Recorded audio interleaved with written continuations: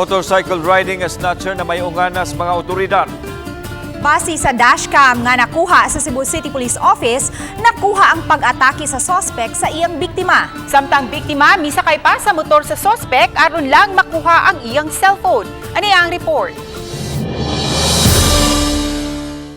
Sa videong nakabot kang Police Lieutenant Colonel Janet Rafter, ang Deputy City Director for Operations sa Cebu City Police Office, makita ang nagmotorsiklo nga gikabayan sa usa ka lalaking nakaputi hangtod mikaliring kini dapit sa Center Island. Kaso dai kini sa snatching o pagpanglabni din ang suspek ang nakamotor ug ang biktima nga giilugan sa cellphone. Wa na makuha sa dashcam ang sunod niya nitabo apan giingong nabawi sa biktima ang cellphone samtang nakasibat usab ang suspitsado.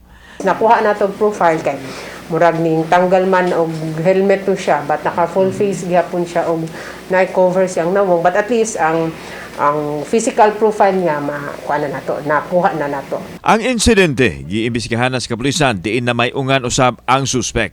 Samtang gihulagway ni Rafter nga delikado ang gihimo sa biktima. Busa tambag nini nga dili ibaylo ang kinabuhi sa usa lang ka butang. Dugang pahimangno sa opisyal sa kapulisan nga magmatngon ilabi na karon nga mibalik na og siaw ang mga daotang elemento.